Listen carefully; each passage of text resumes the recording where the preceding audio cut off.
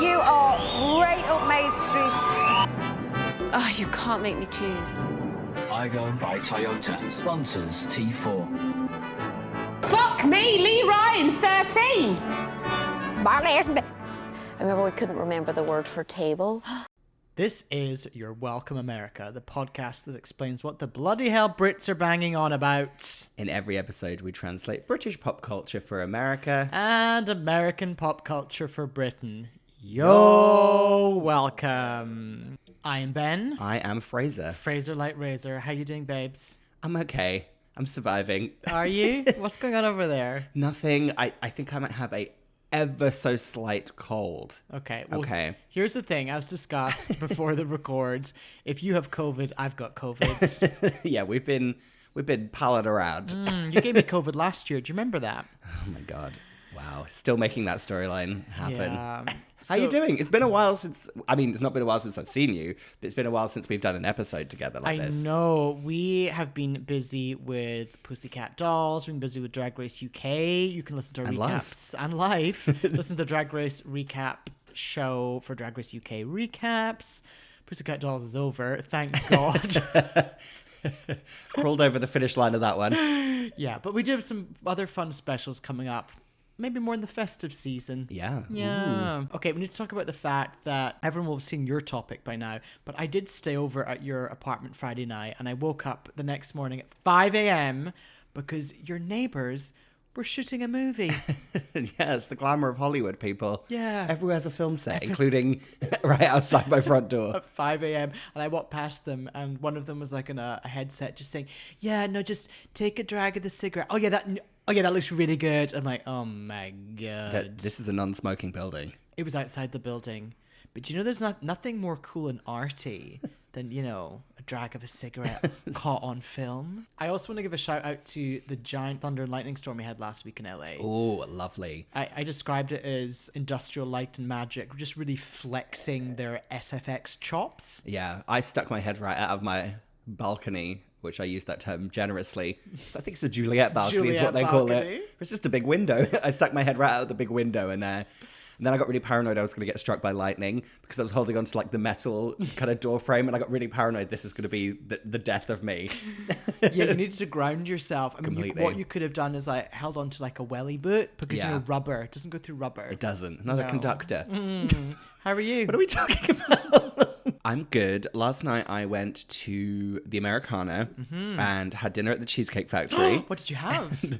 I had the chicken parmesan sandwich. Okay. Which is essentially like the chicken parmesan you would get at an Italian restaurant, but in a sandwich. Yummy. My dinner companions had a martini because afterwards we went to see James Bond, No Time to Die. So I think that's what it's called. do you want to hear my impression of that movie if it was filmed in Scotland? No, actually, no, I'm sorry, I've got no time to die. I know, I just don't. Right, okay, that's you, bye. That's it. That's perfect. That was it. You got it right. Oh, okay. No, I wish I could tell you what happened. Incomprehensible plot. Things were blowing up. There was car chases. Despite having only about maybe 10 minutes of screen time, I'll tell you who's a damn star. Oh. Ana de Armas. I've already had a phone call from podcast nemesis Michael telling me that Ana de Armas is a star. She's a goddamn star. She packed a real punch into like a 10-minute cameo in a movie. She essentially plays a sexy, dizzy, ass-kicking, fool, fun, flirtatious character. Okay. Because she's wearing a lot of hats, and each one of them is sexy. Literal hats? No, she's actually not wearing a hat, but she managed to do a full fight scene in a like plunging front dress. Like there's literally no front to her dress. Yeah. She's great. What was the plot? I'm not really sure. And it's like 3.5 hours long. Oh isn't God, it went on forever and ever and ever and ever. Okay. So as ever in this podcast, in each episode we take a British pop culture topic, we discuss, dissect, work out the US equivalent, then we do the same with an American pop culture topic. But oh my Lord. Before we do all that, Janet, she's in the wings. Let's do some feedback.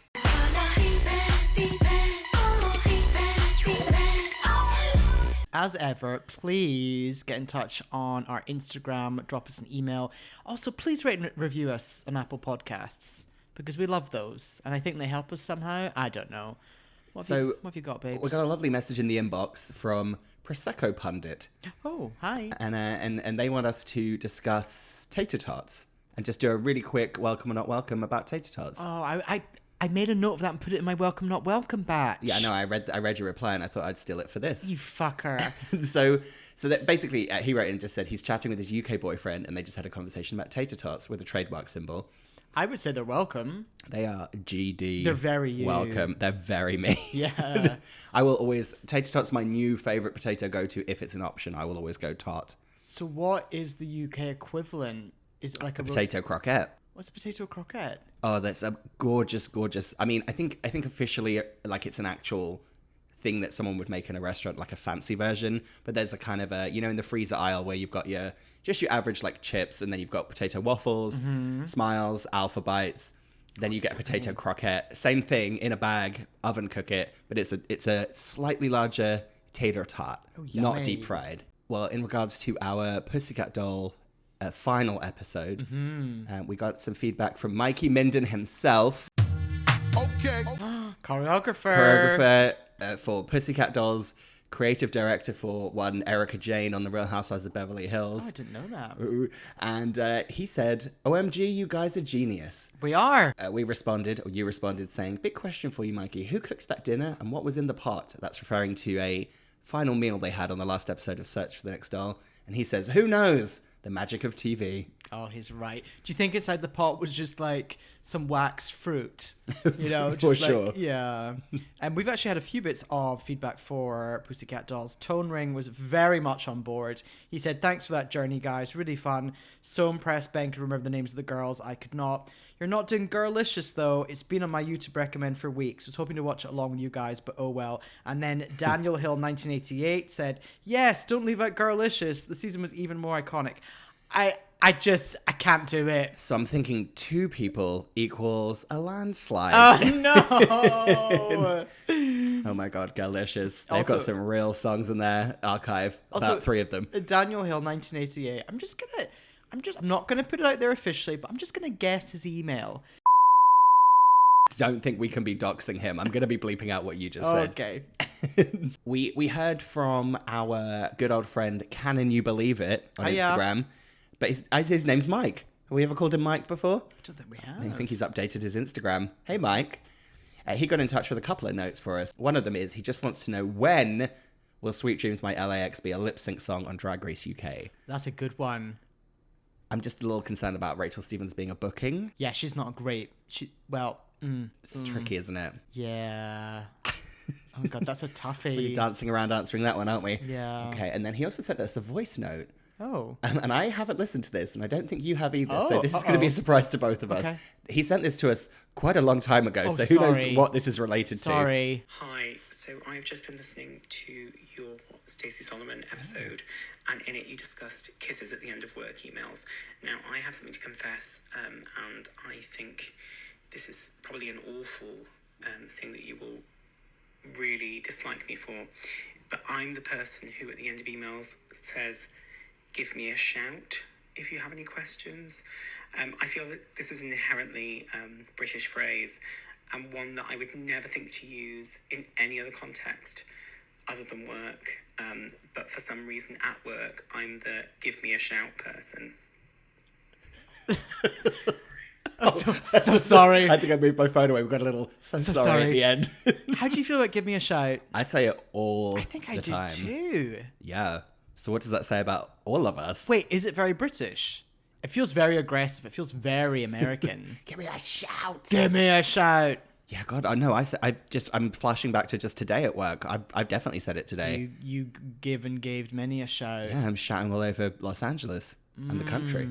Thank you for that. We'd love some audio feedback. Please do that for us. Littles Beth on IG said, so I listened to this was, which episode? Six Flags. So I listened to this whilst careering around a terrifying Greek mountain range in a tiny car with a foolish belief that your dulcet tones would calm my poor nerves. I think instead your broken roller coaster story served to only expedite my inevitable panic attack.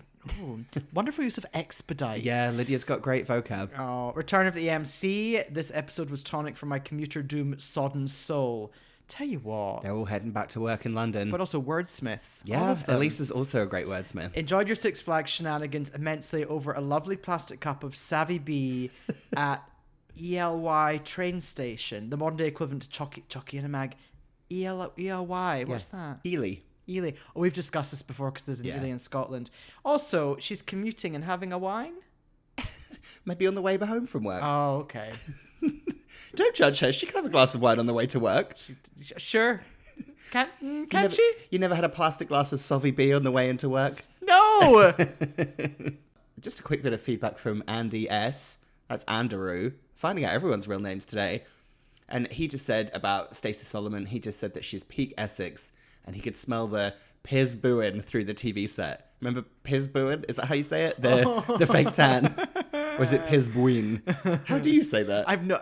That's definitely a brand I've never said out loud. No, me neither. Tone Ring, he had a lot to say, by the way. After the Six Flags episode, he said, I finished the ep. 3 hours? You were only there for 3 hours? I almost unsubscribed when you said that. But instead of you, he's written YE, when you said that. I think he's Irish. Oh, okay.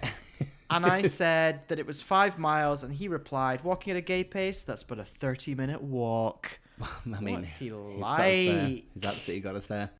So that's our feedback. As always, if you want to get in touch with us, I know I don't ever do this. You just look incredibly panicked. I'm going to give it a try. Get in touch with us on Instagram at You're Welcome America. Twitter is You're Welcome USA.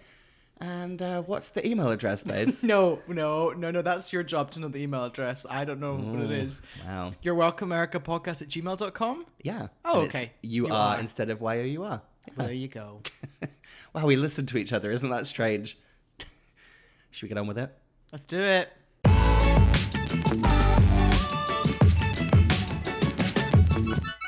And we are back. Up first is Ben with a UK topic which I don't know about. You don't. He's got something prepped and ready to go. Okay. Here's a little clue to this week's UK topic. That's right. My topic for today is Geri Halliwell. Geraldine Estelle Halliwell, aka Geri Horner, aka Ginger Spice. Wow. You keep doing this to me. I should know that every time I don't know the topic, it's one of the Spice Girls. Wow. So, here's the Good thing. looking, bad tasting, a full body. Now, Yeah. Ginger Spice, Americans know. Spice Girls, Americans know. They do not know the nuances of Geri Halliwell Absolutely not. and her solo career escapades. They really okay? don't. So, You're not hearing bag it up in the gay clubs, are you? Geri was born in 1972. English singer, songwriter, author, actress, and philanthropist. Okay. Now, Yeah, UN ambassador, don't forget that. oh, we won't. She was born in Watford. Yeah. Thoughts on Watford? It's where the Harry Potter studio tour is. Oh, you do keep on coming back to that, don't you? So, Geri joined the Spice Girls in 1994, and then she left them in 1998. Wow. Really packed a punch in those few years, Those didn't 4 she? years. Bearing in mind, they're only famous for 2 of those years. Yeah, weird. It's pretty amazing. So, 31st of May, 1998, Geri leaving. Where were you? Do you remember it? I remember the news report because I feel like it was that. I feel like I even remember the name of the newsreader. Isn't it? I just remember it's an ITV News and it was Peter Sissons. Is that his name? I literally feel like I remember the actual newsreader in him saying, and it's like bong, and he's like, Geri has left the Spice Girls. I was in my bedroom and I was on the phone with my friend and I had a foam phone and I was just lying there like on my front and with my legs up. What? Why are you giving What's a foam phone? It's a phone made of foam. So it's like a really funky, colourful phone, but it was all like constructed out of foam, so it was like squidgy. What shape was it? It was rectangular. The shape of a phone. It was the shape of it. The phone was the shape of a phone, but the mouth had like fake lips over it, and then the ear area had an ear on it that was like bright yellow. I don't know what you're talking about. Okay, well, get over it. No, I want to know more. So I was speaking to my friend, and she was like, we hadn't heard the announcement. She's like, no, she was like, she's definitely left because they talked about it in Sky News, and Sky News is always right. That's what she said.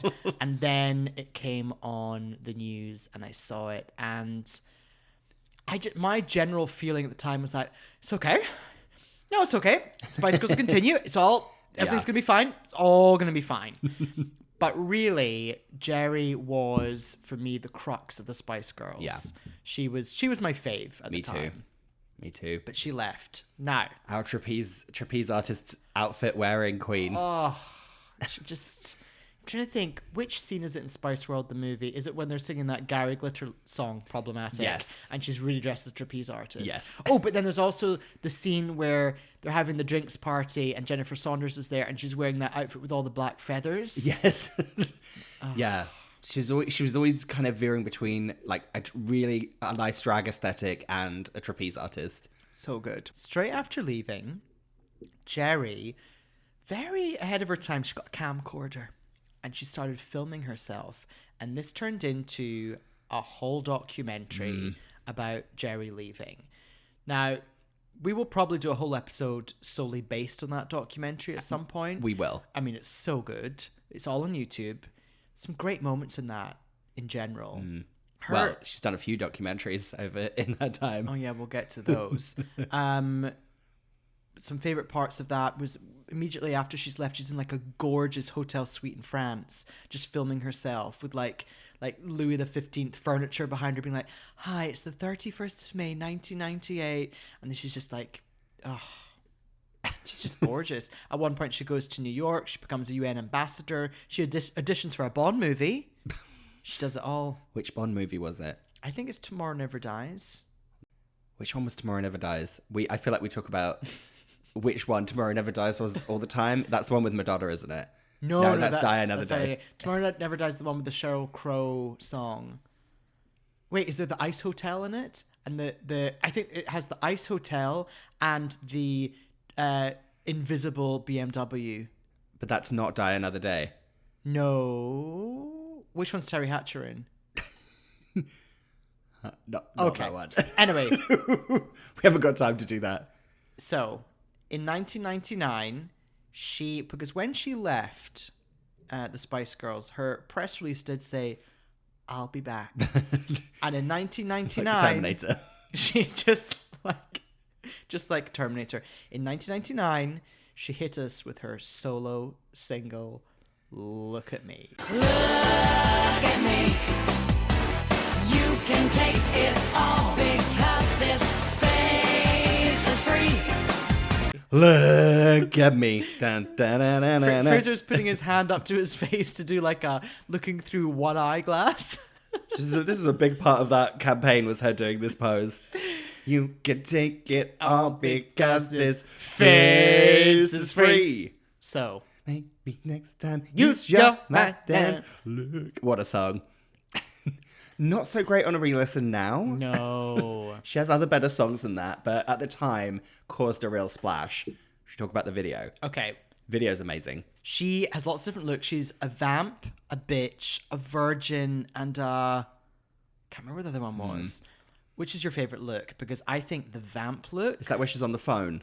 No, I think that's the bitch look where she's on the phone. The vamp look is where she's got the old school hair and the glasses and the long dress, and she's just like walking down like a train station. Yes. Oh, because it's all done. It's done in a kind of like a 1940s Italian black and white cinema kind of vibe, which is really like quite a rich concept for a solo Spice Girls video. I mean, come on, Geri definitely had a few says in that. Yeah. But what I liked about that video is that it has, so obviously there's the big moment in it that everyone talked about at the time, is where she literally buries Ginger Spice in the video. Remember that? She has a funeral for Ginger Spice because she's now Geri. Mm-hmm. Other big moment for me is the first half of it is all in black and white, and she's dancing around wearing a pink shrug, but it looks like her skin, so it looks like she's wearing like baggy skin. Right. That really got me. Yeah. I'm just looking up the director to see what else he's directed. There's a lot of James Blunt and Ollie Murs, Sam Smith and Normani, Robbie Williams, Paloma Faith. Oh my god, every Robbie Williams thing of all time. Oh dear. George Michael, Outside. Oh, I love that song and video. All Saints, Booty Call. Oh my god. Oh wait, he did say you'll be there. Okay, well there you go. She knows she's no fool. Yeah. Okay, so Look at Me only got to number 2. Who beat it?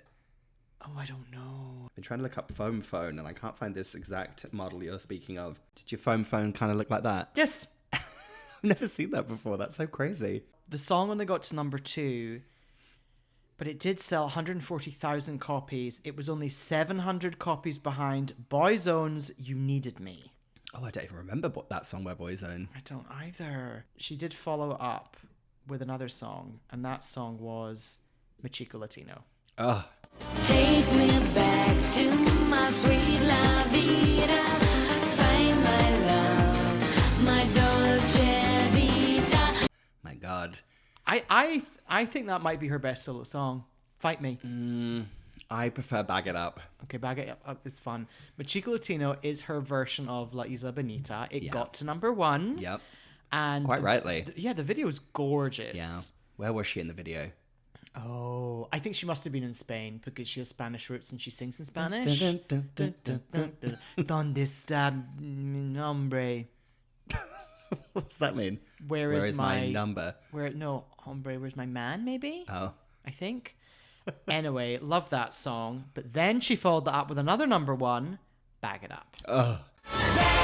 Don't drop the baby, boot it out, no buts, or maybe wind him up and make him crazy. Whoa, whoa, whoa, whoa, take. Sorry, that was just me reaching a climax for Bag It Up.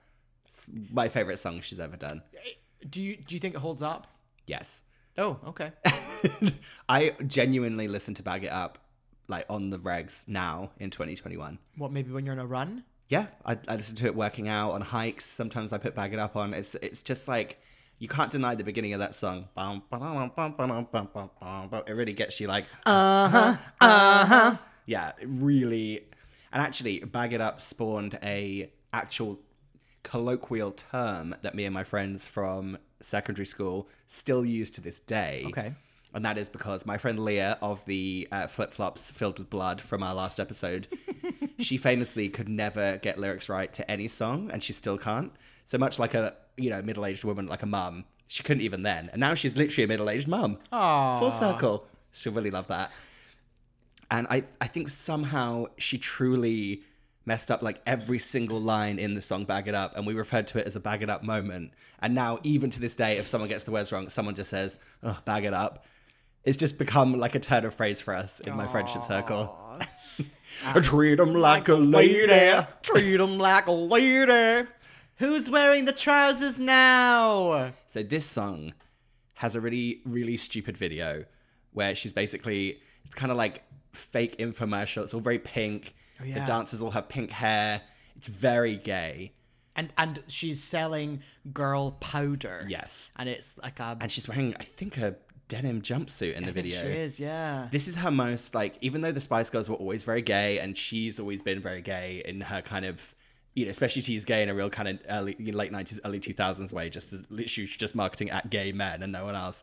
Like, Bag It Up is where she really teetered over the edge into, like, gay campery icon kind of status, right? Because the video was very, like, really, like, it wasn't just like, oh, these sexy men are in the video. It was like, these sexy men are in this video and they're gay men for gay men to look at. She did a lot of pole work in the video. Oh yeah, she did. But kind of like a later years Britney, there was actual no pole dancing or anything. It was more just like holding it. Yeah, I don't feel like a consultant had been on the set that day to or choreographer with pole experience. Jerry, down from the pole. Sorry, no, we don't have clearance for that. Yeah, so she just sort of like holds it. Yeah. Now that song, you know where we're going next. She performed it. What am I miming? You're miming 2 giant inflatable female legs opening, and that's because Geri performed it at the 2000 Brit Awards. She was originally meant to open the show, but it was deemed too risque. Oh, so it had to be a later time slot. So the performance starts with giant inflatable legs opening, and then Geri's birthed out of a vagina that has obviously like a Union Jack flag hanging there. It's quite a show, and that's the same year the Spice Girls won Lifetime Achievement Award, and performed later in the episode. In the show. What did they perform? Oh, they performed Spice Up Your Life and Holler. Holler, or at the time it was called Holler Holler, their next single. Oh, yeah. They're like official. It wasn't Goodbye was their official one without Geri, wasn't it? Yes. Yeah. I went to a dance class. I used to go to a dance class at Pineapple Dance Studios. I don't know if you've ever heard of it. I'm aware of some of its work. And one of the teachers had been in the Bag It Up video. Of course. And every like third class, I'd be like, can you just tell me more again about being in Bag It Up? I think it was in the video and in that performance. Oh my God. And then she also had another single from that album, Lift Me Up. I hate that song. So bad. It still got to number 1. It beat Emma Bunton, didn't it? Didn't it beat What Took You So Long? Yes. It beat what? No, it beat What I Am. Oh, yes. It beat Emma Bunton's first Tintin Out. We were both racing to say Tintin Out. What I am is what I am. Once again, I bought both singles, cancelled it out. I did not buy Lift Me Up. I hated that song. I hated that video. The aliens and the car. Yeah, she's in that desert again. So speaking of the desert, in 2001, she came back with Scream If You Want to Go Faster, Baby. Now, at this point, I'd been very on board with the first album, Schizophonic. Yes. Previously called Schizophrenic, but she changed the name because she didn't want to offend anyone. I'd been very on board with Schizophonic. I'd been very on board with Schizophonic. Me too. But then Scream If You Want to Go Faster came out, and I was like, I'm just not into this. Yeah, I do remember thinking, I'm not sure. Yeah. I think she really lost me with Lift Me Up. Had the opposite effect. I do remember the CD cover for Scream If You Want to Go Faster. Isn't she on roller skates in a really short little tartan miniskirt? Yeah. And she's like behind the Holding car. onto it. Yeah. And then she's looking cheekily. Because the video is in a desert. It's got like dancers doing a lot of like Austin Powers like dance moves around her. Like female dancers all dressed in black. It's not great. Coming for Emma Bunton's Austin Powers themed video, maybe. Oh. Da-da-da-da-da. Cricket sing for Anna Maria. Escabadabadoo, hablabada, mama said. Oh my God. I want to revisit that song, even though we've done a whole episode about her. So she released that. I don't think it did so well, but then she released her cover of It's Raining Men. What? Oh, this song. Because this is on one of the Bridget Jones soundtracks. Oh yeah, it was. It certainly was, my friend. Did I have those soundtracks? Yes, I did. Oh my God. This song. Oh my God, this was the whole period as well. Do you remember when tops that said Fame were back? Yes. And everyone was like trying to buy one in Topshop and stuff. That was such a thing because she wore one in the video because she's doing It's a Fame Flashdance mashup parody video, which is Yeah. quite a wild concept. Yeah. I do remember her Flashdance bit at the beginning is pretty fun, where she comes in and does the full Flashdance audition routine. But then, she really lost me when she broke out into the Fame segment dancing on top of a car. I was like, ooh, yikes. Just this song, I just never needed to hear her sing this song. No. She did sing it in the reunion tour, and actually, I seem to remember it being okay. Yeah. It's just a very big song, and it requires a specific type of vocal that I don't believe Geraldine has for that song. I mean, talking of big songs with big vocals, she followed it up with a song called Calling. Oh, I remember Calling. How'd that go? Sing it to me. Sing what you think the song went like. Okay. You're calling. It was like a ballad. Okay, I'm gonna just make it up. Okay. And I'm calling to you. Oh, You went a bit rocky. I know. I almost slipped into the Home and Away theme. I like, no matter where you are. That's what I went into. I was gonna say you sounded quite like Radio 2 playlist. That's where you went. So that was the second album, and then in 2004, 2005, she had sort of scraps of songs and things going on. So she had a song called "Ride It." Oh, I remember Ride It. Cause you're the only one who can pump it loud the way I like. You're a DJ, I'm a song. Take me out and turn me on. Let yourself go. I'm right. Didn't she promote this by riding a horse down Old Compton Street in Soho to GAY. To GAY. Sure did. That's pretty fucking iconic behavior. pretty good. That's amazing. And she had really, really big curly hair for what I'm going to call the Ride It era. I also Very short. At this period, another documentary followed her, and it was called "There's Something About Geri." Oh, this one is now as maybe as kind of fun and real as the old documentary, her first documentary was. Something About Geri is oof magoof It's really, territory. It's really rough. It's like a parody documentary. It is. It actually, I feel like it should have won all the awards that like The Office has won. Like the same acclaim. It's got the same level of like yikes factor. Yeah. And I think we should officially announce that. No. We're doing that next. No, that one is genuinely too depressing to watch. But yeah, it is on YouTube. Go watch it. So in that documentary, it's kind of revealed that for the choreography for these singles, Geri just wants to choreograph it herself. So she doesn't have a choreographer. And there's a lot of scenes of her, like, I think she signs with a new record company. A lot of scenes of her in like a record company just talking at all these record execs. Like, I'm going to do this. I've got this. I've got that. Blah, blah, blah, blah. And they're all kind of going, uh-huh. I mean, and you know, it's a very bold claim of her to want to do all the choreography, because if my research reading her autobiography, if only, she couldn't do it. She would famously stay late and have to learn the choreo because she struggled with it so much. Yeah. Well, I mean, you obviously know my story of getting the signed copy of If Only, how I went to a press conference in Glasgow where she appeared and spoke, and she was going through her real UN ambassador stage of wearing a lot of black. Okay. And at the end, I got my book signed, and everyone was saying, she can't sign your name, sorry, she can't sign, don't ask your name. And I was like, can you write to Ben on it? She did. So Well, she knows about people with, you know, chutzpah. What's that? It's that word, chutzpah. What's a chutzpah? It's like a moxie, you know, someone that's got like spunk. I feel like I'm talking like I'm in the 1920s. Moxie, chutzpah, spunk. What are you doing over there? You know what I mean. Doing a little tap dance. You know what I'm doing talking about. Charleston. So that whole period happened, and she released an album called Passion, but it didn't really do anything. What was on that? I think Ride It and Desire. Oh, yeah. Yeah. Not so sure about that. I do think Ride It needs people need to just have a revisit to Ride It, because I think it might be kind of fun. So that was all going on, and it sort of petered out. In 2007, the gals got back together. Now, this isn't a Spice Girls episode, and they had a press conference to announce Return of the Spice Girls. Now, at the press conference, someone asked a question. I'm just going to play it for you. Hi girls, Ben Anderson from Tiger Aspect London. First of all, welcome back. Welcome back, nice to see you. I was wondering, in the reunion tour, will you be singing songs from the third album, the album which of course Geri was sadly not a part? We will, and Geri will be joining us. We're going to be performing all of our hits, and we're very excited. Great to hear, look forward to it. Actually, Mel B just kindly said she'd give me some lines to sing. One of my lines, I'll give her. So yeah, that was me just asking the first question at the Return of the Spice Girls press conference. How did I never know this? Also, isn't this when we met at this exact period in that office? It was completely at that time. I just somehow something happened in my brain and I don't remember that happening. Yeah.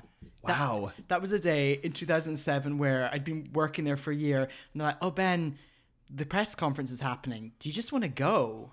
Just like, yeah, don't worry about work. Here's a press pass. Just go. And I was like, what? And I had the best day. And I asked the first question. That's amazing. It's a pretty good question, don't you think? Very solid question. Yeah, thank you. So they came back for that, but do you know what? This isn't a Spice Girls episode. We're not going to sit here and talk Halliwell. about headlines. Let's make a headlines. I feel love. I feel love.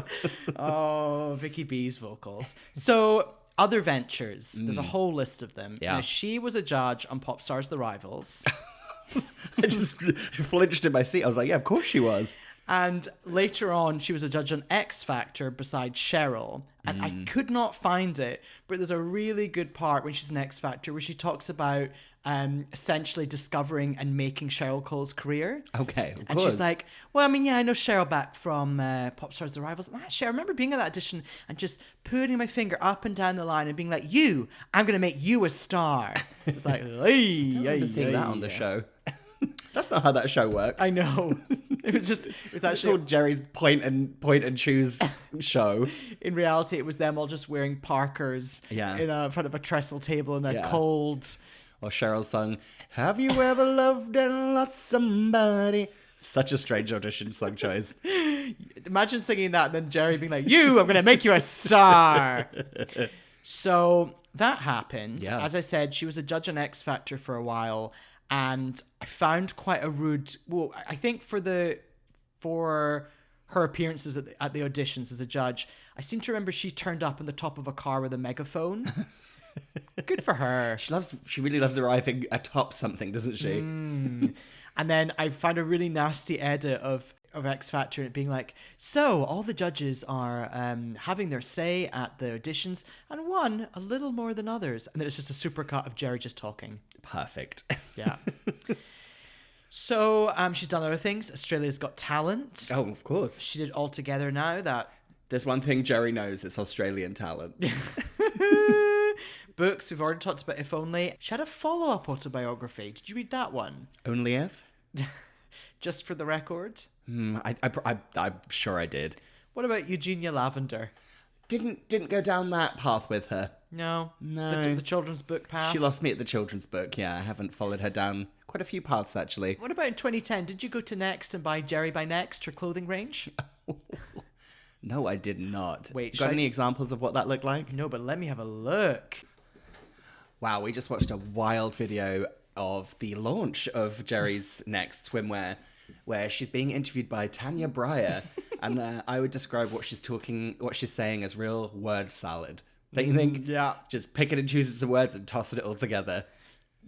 I think before the launch, Next media management maybe said to her, Geri, should we go over some talking points? And Geri's like, no, I've got this. Yeah, and then she just was plucking words left, right, and centre. Yeah. I like when she said that Next was really trustworthy. So that was one of her ventures. Another question, did you ever do Geri yoga? I never did Geri yoga. That was a real yoga stage she went through. And then in more recent years, it's interesting because she's now all dresses in white. Are we about to enter the Rainbow Woman era? Yeah. She dresses all in white like she's a virgin. She's married a race car driver, and I would say that she's now more posh than posh. Yes, 100%. She's the poshest of the Spice Girls now. Yeah. She's more posh, whereas Vicky B is more like international glam jet set. Yes.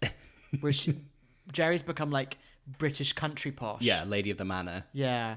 Not only Lady of the Manor, also the Rainbow Woman. So Rainbow Woman was her YouTube series that she... I feel like we've tried to tackle this. when it came out, I remember us trying to describe it on the podcast. And we were like, seems to be videos of her like climbing a mountain, being in a helicopter. Doing some spoken word poetry under like a chestnut tree in her garden. Yeah. Did she dress up as like a queen in one of them and ride up in a carriage? She did. She loves the whole like regal twist, doesn't she? Yeah, she loves transportation as well. We've discovered that. What do you mean? She's coming on top of a car with a megaphone. She rode a horse through Soho. That whole thing she was riding. She's on a tank at one point on that Rainbow Woman thing. Wow, she loves modes of transportation, does Geri. Scream if you want to go faster. Oh my God. All ties together. Ride it. What's she riding? Mode of transportation. So that really takes us to today's Geri. What? And she married a race car driver. Another form of transportation. Oh my God.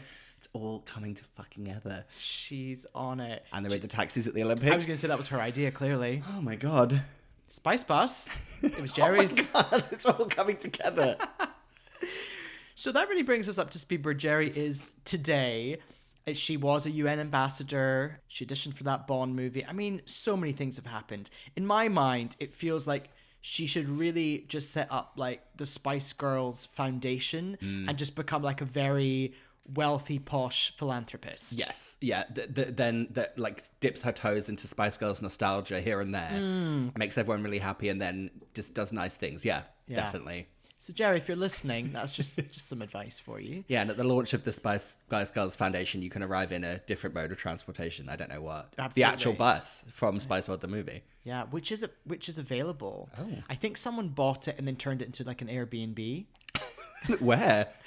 Well, all over the place. It's a fucking bus. Well, I meant what country? Oh, the UK. Ah, damn it. I know. Now, it begs the question, who is the US equivalent of Geraldine Halliwell? Ginger Spice. I've got a thought, but any you want to throw out at me? Well, I was like, who left a group and became... I was like, Beyonce? Geri Halliwell, Beyonce? No. As we said, she's become quite posh. Her accent's changed. Okay, that's a key point. She's written a children's book. That's pretty special. She is incredibly successful and internationally known, yet talent-wise, kind of questionable. And she's got some strong looks. Is the US equivalent of Geri Halliwell Lindsay Lohan. Madonna? Oh my God. Excuse. Oh my God, I can hear podcast nemesis Michael's head exploding all the way in Encino when he hears this. Well, here's the thing. We always say that the US equivalent is always elevated and bigger. It just makes me laugh. I went for Lindsay Lohan and you went for Madonna. Yeah. I don't know if we could have the audacity to do this. Well, unless you come up with something better, the US equivalent of Ginger Spice Geri Halliwell is Madonna. You're welcome. Oh my God. That's bad.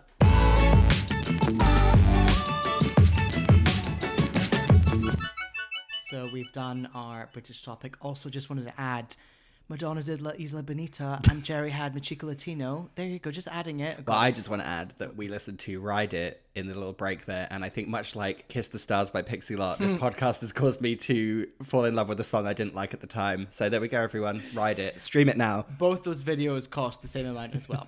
So, Fraser, you have our US topic. What you got for us, babes? So on a recent Friday night, on this slightly autumnal, chilly LA weather that we're having, you and I hopped in your Jeep and you drove us to a gorgeous location in Los Angeles, California, known as Hollywood and Highland. Now, to the uninitiated, Hollywood and Highland might sound like a real mysterious kind of place of fame and celebrity and palm trees. It's essentially the epicenter of hell. Yes. It's Leicester Square. It's Leicester Square. Yep. So we were going to the iconic American restaurant and entertainment-based chain, Dave and Buster's. Now, we're driving there. We got to get there. We're in the center of Hollywood. Do you know what? I'm going to need to park somewhere.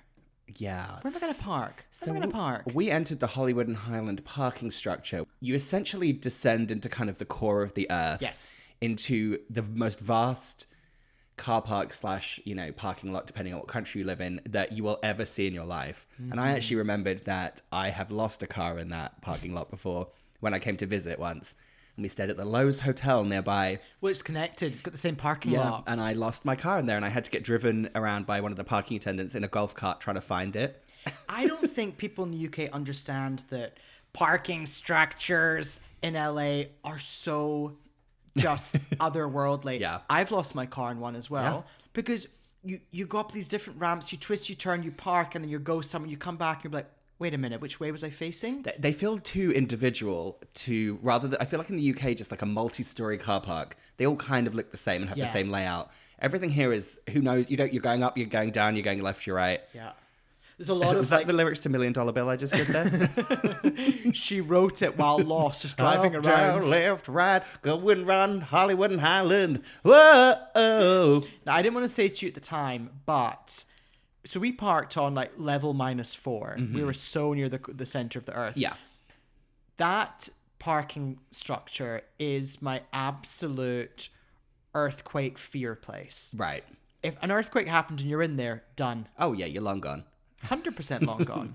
So I didn't want to say that to you at the time, but that was just my feelings. Yeah. So we popped up in the elevator, and we came out into the Hollywood and Highland kind of entertainment shopping complex, which is hell on earth. And we passed the infamous Proactive skincare vending machine where you can go and buy cream for your acne from a vending machine.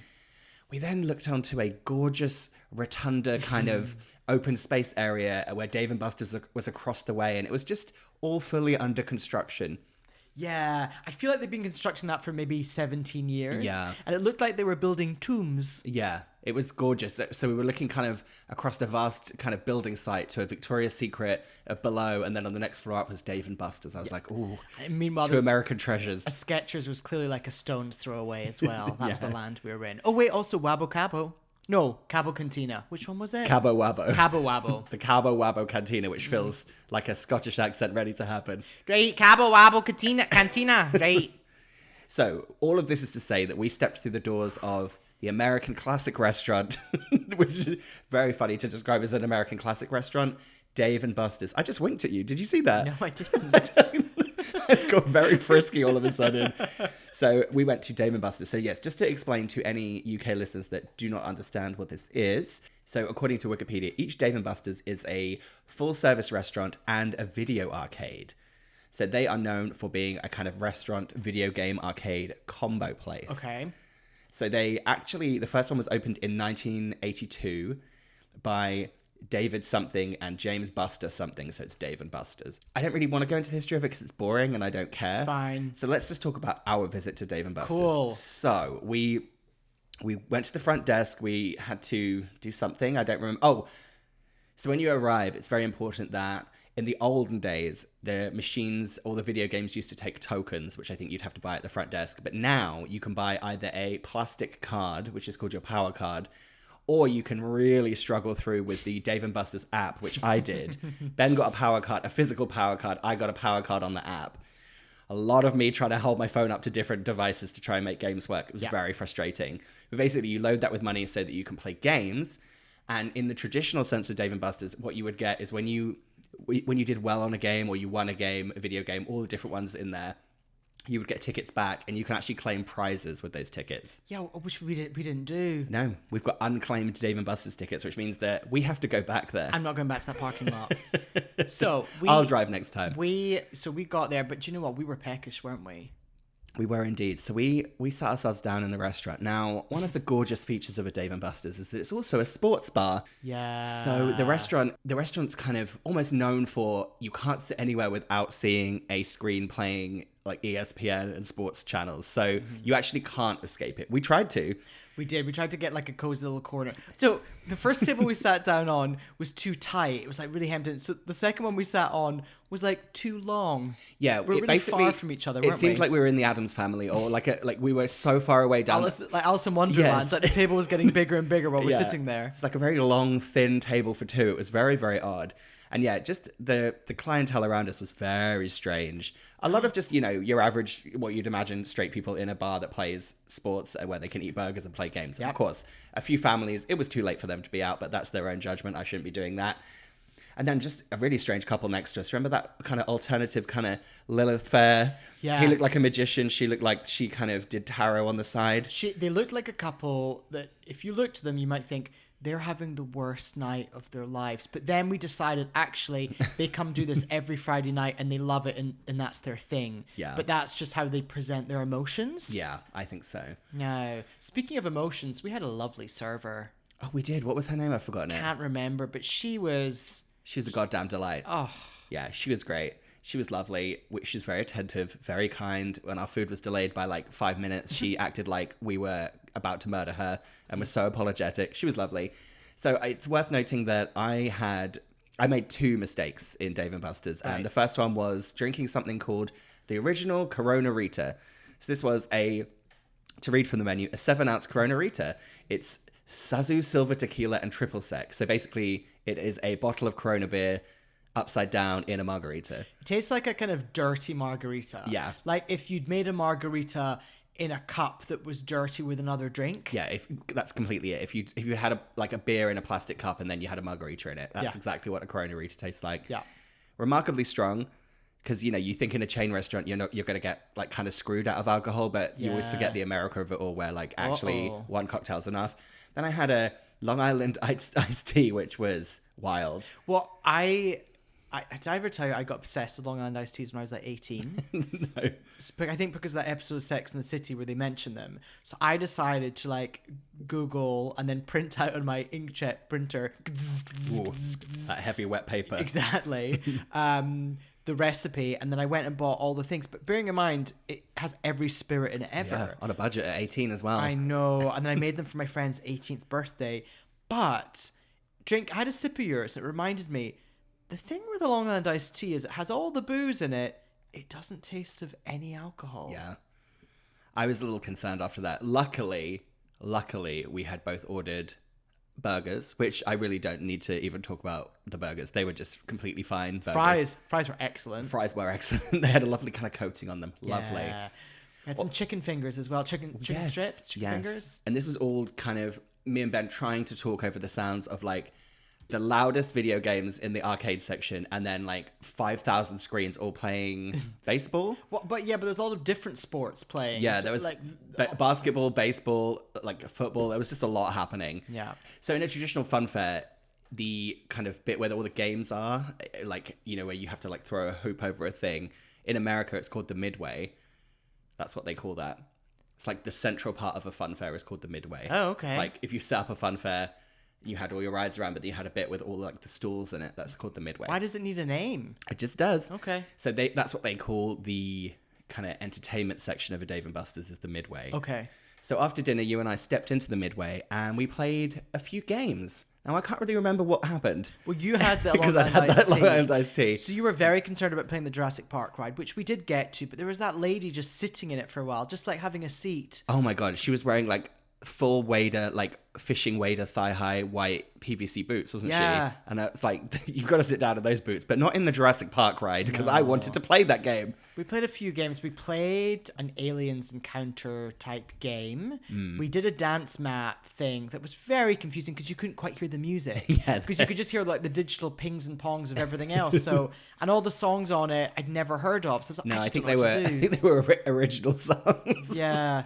So we played that. I used to love a good seaside, like the dance machines at the arcades, like where I grew up in Great Yarmouth. Did they play proper music? Because they played proper music. Oh, that's good. And I always remember Video Killed the Radio Star was a really difficult one. Also, I feel like you don't like that song. I actually like it because of that dance machine. Oh, okay. Yeah. And they had some pretty... So I remember the ones in Great Yarmouth, it was a mixture of made-up songs, so they could be really fast, or like songs from Japan that were insane to go with the game, and then some songs like that were just kind of like thrown in there. But I always remember Video Killed the Radio Star. Oh, we played air hockey. We did play air hockey, yes. Who won? You did. I mean, to be fair, you were 2 cocktails deep, and I think I just drank 2 giant Cokes. I was going... If we're keeping score, I did win at the dance machine. Okay, fine, but yes, fine. You won. Well, you can't mention you won. We also played that game where you put the money in and it just like slowly pushes the money over the edge. Yeah. Which didn't you work on a TV show version of that? I did Tipping indeed. Point. I did work on the TV show version of that. How was that job? It's great. I worked with Ben Shepherd, who was lovely. Yeah, really nice man. We both had the same leather jacket. That's my Ben Shepherd story. What other games did we play? Did we go on no, we did Mario Kart. Yes. Who won that? You did. Thank you. And we also... and then the DJ started. Oh, yeah. There was this full-on, like, LMFAO kind of combination pair that, just fully were DJing and playing, like... I just feel like everything was, like, Usher and Neo. Yeah. Exclusively. And they were, like, kind of up on a podium as well. Yeah.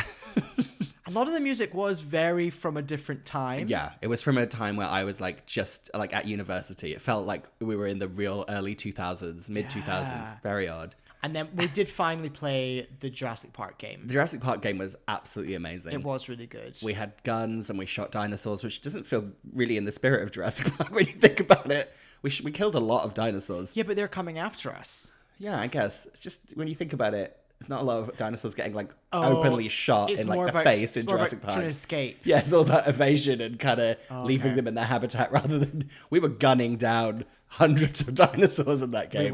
We were. Do you know, it was very busy as well. It was pumping, really pumping. A real Friday night of people out and about with their families, all ages. A lot of people, you could tell this was their thing. Yeah. But I will say, not to always be like, oh, this is, actually, that's literally the point of the podcast.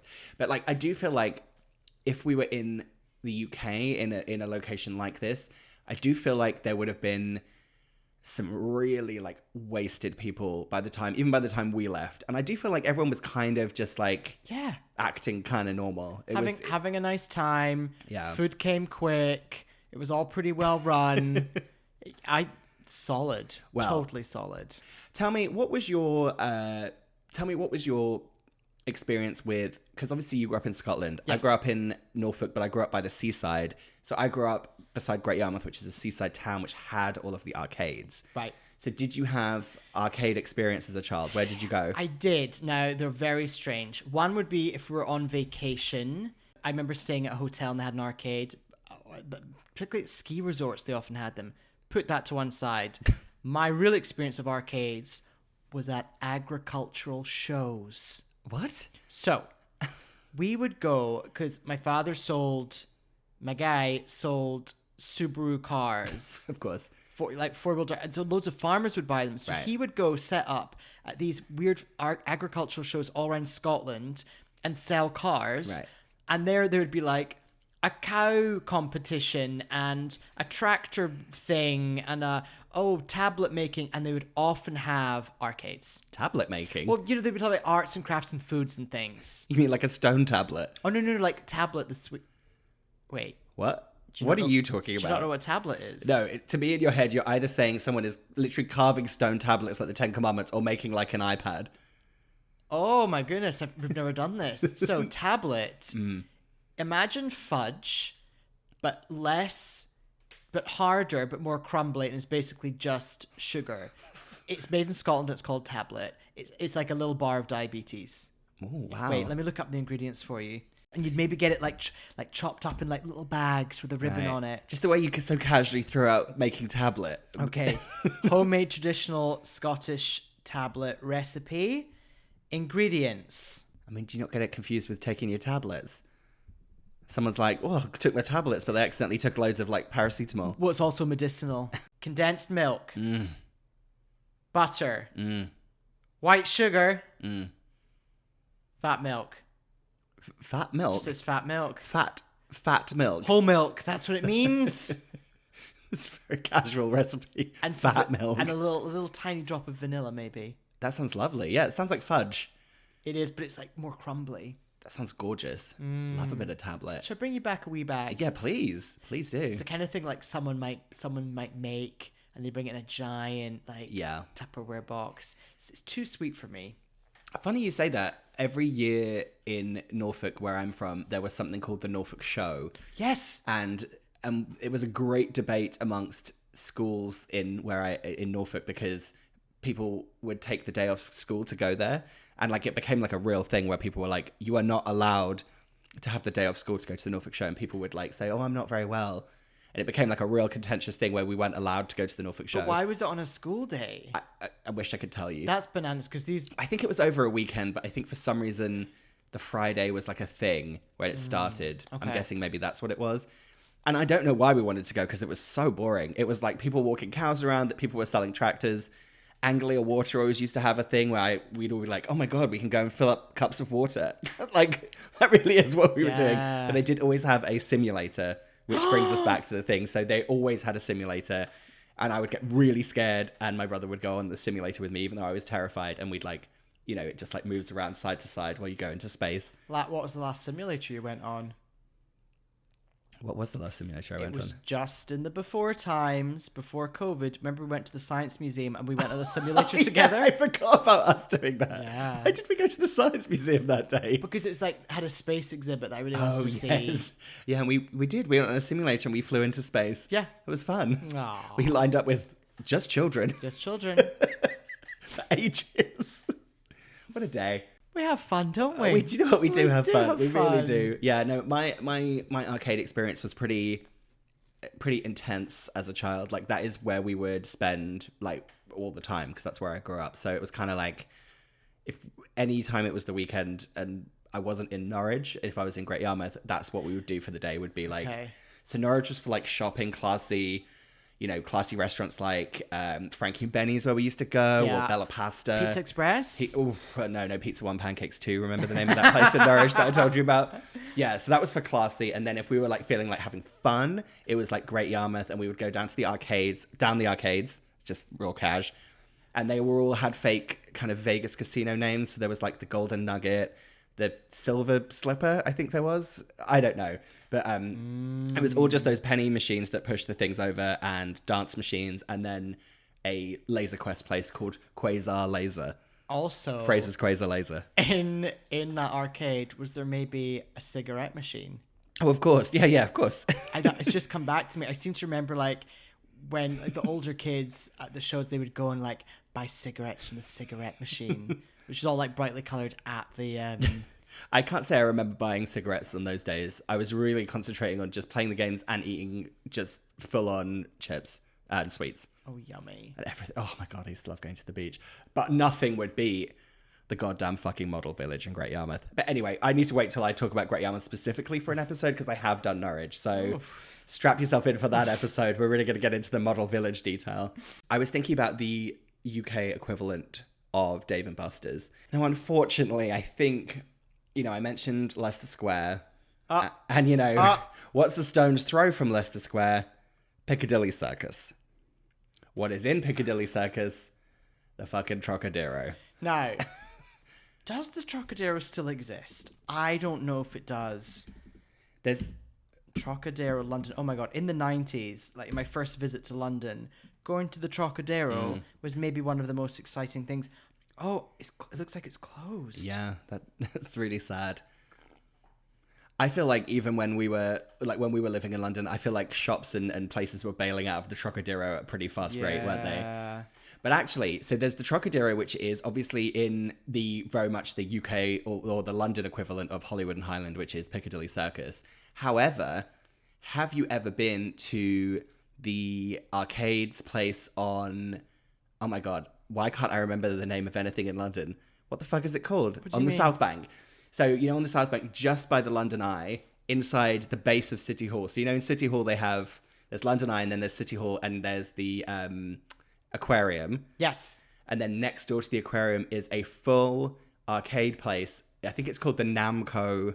Oh, yeah. Like after the video game place. But if you go into the Namco place, you can bowl, eat, drink, play video games, and you can even go on like bumper cars. It's so big that there's like a bumper car thing there as well. Whoa. So I think I'm going to have to put it out there and think that that's going to be it. Did you ever go to that? I think I did once. I think I had a work function there where I was completely wasted like bowling. I also just want to give you a quick update on the Trocadero. Oh dear. Part of it was turned into a hotel. The hotel was opened in 2020. The Zedwell Piccadilly has 728 windowless rooms and a large rooftop bar. What? Yeah, I think it's like pod rooms. I don't like that. Yeah. Okay, first of all, it's County Hall, not City Hall, whatever I was talking about. That's right. Got to make sure we get the difference right. And I'm looking at Google Maps, and I'm not seeing that Namco place anymore. I'm seeing something called London Eye Champagne Flight, which sounds terrifying, and I'm seeing something called Shrek's Adventure. Uh-oh. That really upsets me. It's done. Seeing as Namco is no longer there, and now it's just Shrek's Adventure. Now he's got his fucking sticky fingers and everything. I'm just going to say that the UK equivalent of Dave and Buster's is, I don't know, getting wasted and going to the seaside arcades. You're welcome.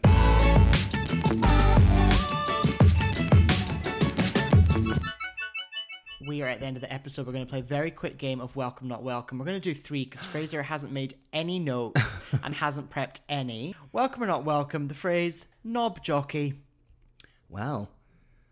I had a UK celebrity apologize to me for using this word in front of me. Yeah. Remember that story? I do. That's why I brought it up. Yeah, I love So, it. I what think is it's a great term. What does the phrase mean again? It means you'd like to ride, speaking of Geri, like a jockey is someone who rides horses and a knob is a penis. So you ride a penis. it means you love to ride a penis. Got it. And it's a bit of a gay slur. It is, but actually, I think a lot of people who identify in a lot of different ways could be a knob jockey.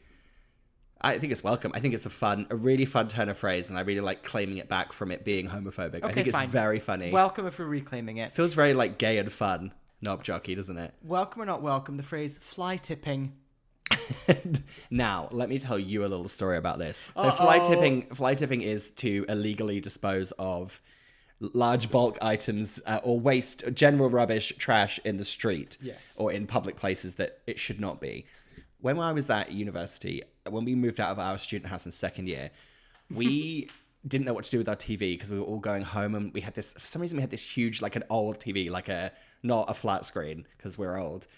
And we decided to take it to the alleyway behind our house. And me and my friend Chris, who I lived with, we just really wanted to see what would happen if we threw bricks at the screen. That sounds fun. It was really fun. So we had the TV like on its back, so like the screen was facing towards the sky, and we were throwing bricks like up and onto it. Honk. And it like a couple of times we missed. Let me tell you, if you ever need to know what the sound of a big old TV screen being smashed by a brick falling on it, it literally sounds like an earthquake at the end of the world. It was the loudest noise I've ever heard. It was so scary. Like people, like I feel like car alarms were going off and people were like looking out of the windows and we had to run and hide. And we actually never got like caught. Oh, well done. I will say Black Lace, my friend Black Lace. Notorious fly tipper. Notorious fly tipper Black Lace. She got charged with fly tipping because someone she used to live with, I think did fly tipping, but there was some piece of post with her name on it within the item that was fly tipped. So she got contacted by the local council. I wonder how much she got charged. I don't know. Black Lace, if you ever get this far in the episode, let us know how much she got charged for fly tipping. I'm going to text her. Speaking of, by the way, when I was back in the UK in the summer, I had a rental car. Apparently, I drove in a bus lane at one point. So Avis have contacted me to say I've got like a bus lane charge. And they're like, you will get contacted with the charge. Still not heard anything. Oh shit. No idea what it is. I've just this fear that it's getting bigger and bigger and bigger. I tried to contact Avis. They won't listen to me. I do like that. So you're like number one on the kind of Met Police wanted list when you go back. I'm gonna like land and they're gonna open that airplane door and I'm just gonna be like taken off. Have you ever contested a ticket and had them send you photo evidence of yourself doing the crime? It's pretty funny. No, I haven't, but no. I contested a ticket that I got of me driving. It was me like being in a, like a box that you're not meant to drive your car in, one of those yellow boxes. And I was like, I don't even know what you're talking about. And they sent me the picture. It was really funny. I just looked so happy. I think I was like singing along to like my sound system. And I just looked so pleased with myself in the picture. It was great. Aww. Right. Well, I guess fly tipping's welcome. I had a great time doing it. What you did sounded fun, so Yeah. I'm going to say welcome. So that is it. That's the end of the episode. Thank you so much for listening. Please rate and review us on Apple Podcasts. Get in touch. Yeah, stream Ride It by Geri Halliwell. Yep, do. And let's get that back in the charts. And don't go fly tipping, okay? And I'm excited to hear what Black Lace got charged. Yeah, absolutely. And excited to hear about anyone's thoughts on Geri Halliwell or any experiences at Dave Buster's or arcades in general or fly tipping. Trocadero. Send us your Trocadero stories. You're welcome. Bye. Bye. You are right up my street. Oh, you can't make me choose. Igo by Toyota sponsors T4. Fuck me, Lee Ryan's 13. I remember we couldn't remember the word for table.